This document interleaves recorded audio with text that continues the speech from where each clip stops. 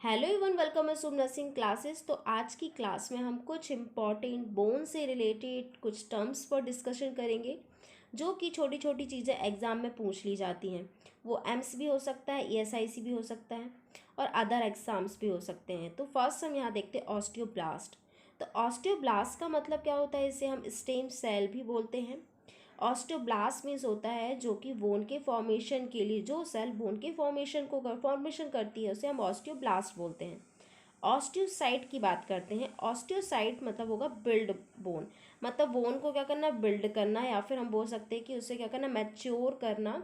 जैसे कि बात कर लेते हैं जो ऑस्टियोब्लास्ट में जो क्या होता है, फॉर्मेशन होता है बोन का, लेकिन कुछ बोन ऐसी होती है जो टिश्यू बना नहीं पाती, क्योंकि बोन टिश्यूज भी होती हैं, तो उन्हें क्या करता है, दोबारा से बनाता है या फिर उसे क्या करता है, उसे रिपेयर करता है। तो उसे हम क्या बोलते हैं, ऑस्टियोसाइट। नेक्स्ट हम देखते हैं ऑस्टियोक्लास्ट। तो ऑस्टियोक्लास्ट का मतलब क्या होता है, ऑस्टियोक्लास्ट में होगा कि जो हमारी सेल होती है ब्रेक डाउन होती है। तो ब्लास्ट और क्लास में डिफरेंस ये है कि ब्लास्ट, ऑस्टियोब्लास्ट मीन्स होगा कि फॉर्मेशन करना और ऑस्टियोक्लास्ट मीन्स होगा ब्रेक डाउन करना। अब हम नेक्स्ट देख लेते हैं, बोन्स आर क्लासिफाइड एज, कितने टाइप में क्लासिफाइड है, तो बोन कितने प्रकार की होती हैं, long bone, short bone, flat bone और इरेगुलर बोन। अब नेक्स्ट हम यहाँ देखते हैं लॉन्ग बोन में कौन कौन सी बोन आती है, बहुत ही इंपॉर्टेंट है, ये ऑब्जेक्टिव में पूछ लिए जाते हैं।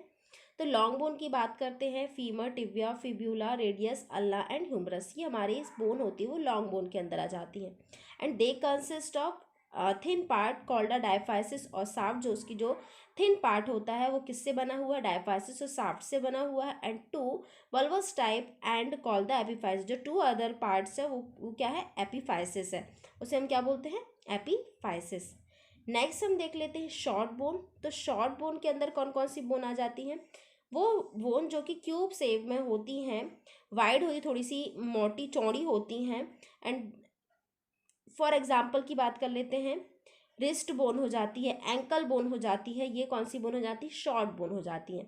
मतलब क्यूब शेप की देखने को मिलेंगी, छोटी देखने को मिलेंगी बट थोड़ी सी मोटी देखने को मिलेंगी। और हमने लॉन्ग बोन देखा, थिन होती हैं, क्योंकि लंबाई रहती है तो वो थिन भी कंपैरिजन टू शॉर्ट बोन की थिन रहती हैं। तो ये हम हमारी शॉर्ट बोन हो जाती हैं। नेक्स्ट बात कर लेते हैं फ्लैट बोन। फ्लैट बोन मतलब जो कि फ्लैट हुए हैं बिल्कुल, तो ये are thin and generally flat, ये थिन होती हैं और फ्लैट होती हैं। एग्जाम्पल की बात कर लेते हैं, जो हमारी क्रेनियल बोन होती हैं, जो हमारे ब्रेन में जो बोन होती, क्रेनियल बोन, जो सारी जो बोन होती हैं, जैसे कि हमारे फेशियल बोन हो जाती है, पेरिटोनियल, ये सारी जो हमारी कैविटी की बात कर लेते हैं, ये किस में आ जाता है, फ्लैट बोन में आ जाता है। जो हमारे स्कल बोन भी हम बोल सकते हैं, स्कल बोन जो हमारी होती है किस में आ जाती है, फ्लैट बोन में आ जाती है।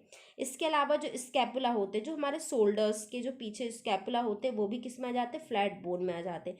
और जो हिप वाला पोर्शन होता है ना, हिप बोन भी किस में आ जाती है, फ्लैट बोन के अंतर्गत आती है। नेक्स्ट हम डिस्कस करते हैं इरेगुलर बोन। तो इरेगुलर बोन को क्या बोलते हैं, जैसे कि जो इनका कोई सेफ, अब हम कह नहीं सकते कि फ्लैट होगी, वो टुकड़ों टुकड़ों में देखने को मिलती। जैसे कि इरेगुलर बोन की बात करते हैं, include many of bone that do not fall into the other three categories, they have complex save, include bones like the vertebra. जैसे कि हर तरह के सेव देखने को मिलेंगे, गोल भी देखने को मिलेंगे, चौड़े, सकरे, हर तरह के हमें सेव देखने को मिलेंगे, उसे हमने बोला इरेगुलर बोन। तो उसमें कौन आ जाती है, वर्टिब्राज आ जाती हैं, क्योंकि वर्टिब्रा का देखा होगा, जो रीढ़ की हड्डी होती है उसका कोई सेफ नहीं होता, वो अलग अलग सेफ की सारी हमें बोन देखने को मिलेंगी। तो जो वर्टिब्रा बोन होती है वो किस में आ जाती है, हमारी इरेगुलर बोन में आ जाती है। इसके अलावा जो क्लेविकल बोन होती है वो भी हमारी इरेगुलर बोन में आ जाती है।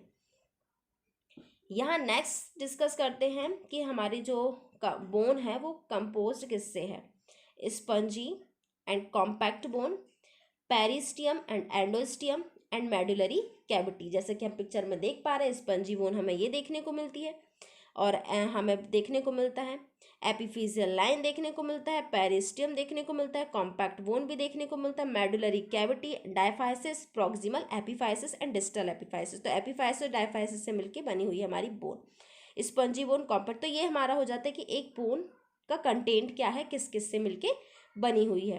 तो ये हमारा हो जाता है spongy, compact bone, periosteum and endosteum and medullary. अब एंडोस्टियम और पेरिस्टियम तो पेरिस्टियम जो हमारी बाहर वाली लेयर होती है बोन की, उसे हमने पेरिस्टियम बोला है, और उसी के जो अंदर वाली लेयर होगी उसे हमने एंडोस्टियम बोला है। कंफ्यूज नहीं होना है क्योंकि इसमें एंडोस्टियम नहीं लिखा। तो पेरिस्टियम जो बाहर वाली लेयर दिख रही है और अंदर वाली जो होगी उसे हम बोलेंगे एंडोस्टियम।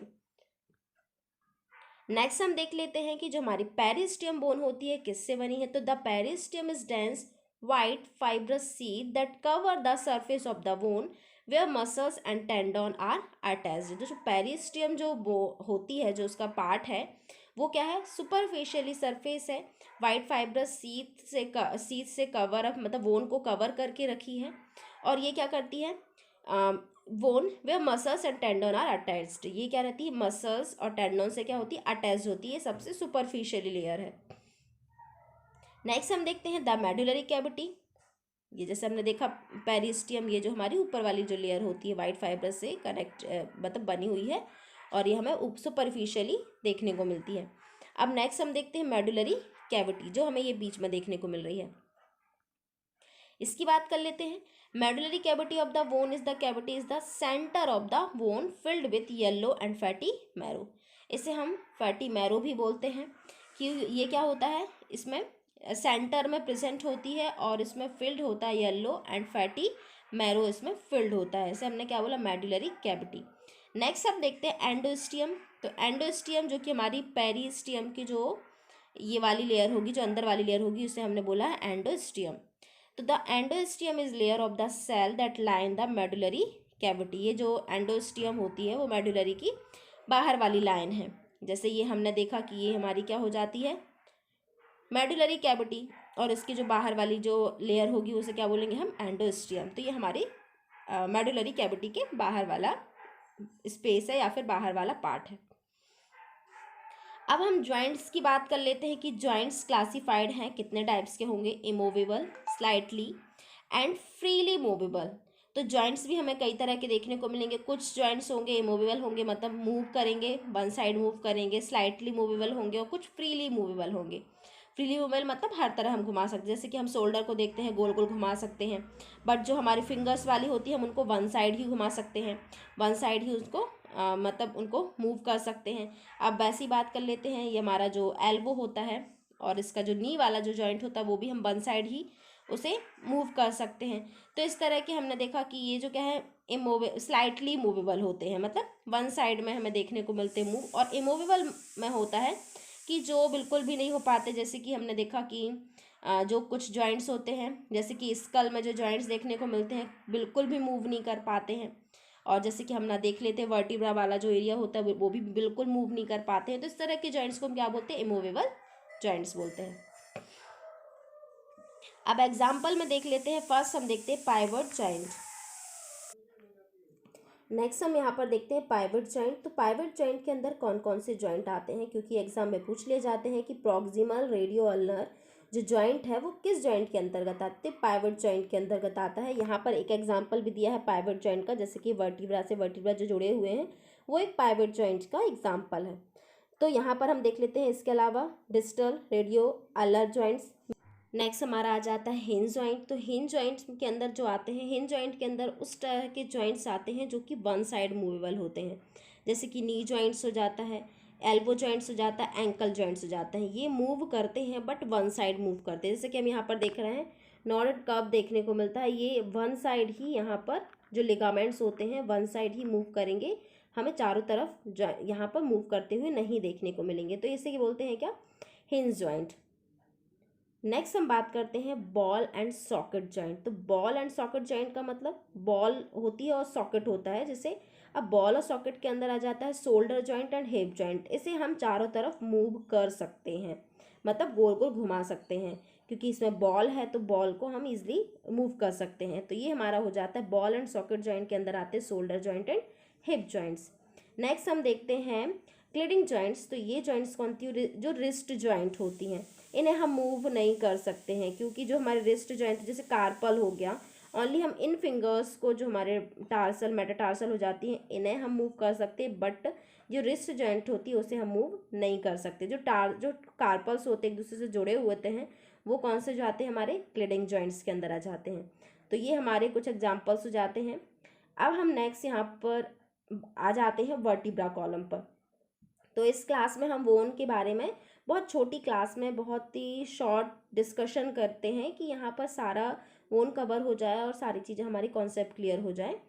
तो हम यहाँ वर्टिब्रा पर आ जाते हैं। तो टोटल वर्टिब्रा कितनी होती हैं? 26 होती हैं। अगर कभी बोल दिया जाता 36 बोन भी होती हैं। तो 36 यहाँ पर वर्टिब्रा कॉलम की, देखो ये वर्टिब्रा कॉलम है अपना। अब मान लो ये हमारा इसमें लिखा है कि 26 बोन होती है। हाँ, 26 बोन ही होती हैं, लेकिन कभी कभी यहाँ पर बोल दिया जाता है कि 36 बोन होती। 36 उस टाइम पर बोलते हैं जब हम सैक्रम और कॉकेक्स दोनों,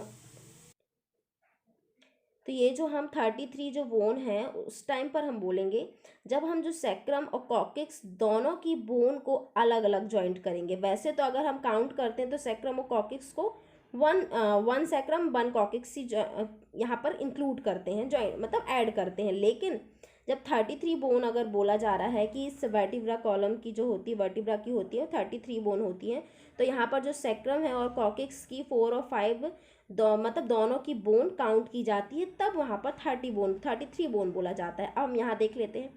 तो जो वर्टिब्रा कॉलम और बैकबोन जो होती है ह्यूमन स्केलेटन की, वो कितने मेड अप 26 बोन से बनी हुई है।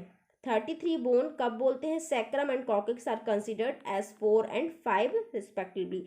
जब सैक्रम और जो कॉकेक्स की जो हमें यहाँ पर देखने को मिल रहे हैं, इन्हें हम 5 और 4 में जब यहाँ पर ऐड करते हैं, इनको मतलब जो छोटे छोटे इनके जो टुकड़े हैं, जो जॉइंट्स हैं, इनको भी हम जब जोड़ते हैं तब हम 33 बोन में काउंट करते हैं। तो वैसे तो हम यहाँ पर बात कर लेते हैं जो सर्वाइकल बोन होती है वो कितनी होती है। सर्वाइकल बोन हमारी हो जाती है 7 सर्वाइकल बोन हो जाती है। नेक्स्ट हम देखते हैं थोरेसिक बोन। तो थोरेसिक बोन हमारी कितनी हो जाती है? 12। तो ये हमारे 12 थोरेसिक बोन हो जाती है एंड 5 लंबर बोन हो जाती है। तो ये हमारे 3 तो इनका तो कुछ नहीं होगा, और 1 सैक्रम और 1 कॉकेक्स को ऐड किया जाता है। लेकिन हमने बोला अगर 33 जोड़ रहे हैं तो सैक्रम जो 1 बोन है उसे हम, जो 1 बोन जो है सैक्रम की, वो 5 फ्यूज सैक्रल वर्टिब्रा से मिलके बनी है। 1 सैक्रम जो है 5 मतलब 5 फ्यूज्ड है, उसमें 5 फ्यूज सैक्रल वर्टिब्रा से बनी है। और जो कॉकेक्स है वो जो हमारी जो टेल बोन है वो 4 वर्टिब्रा फ्यूज है इसमें।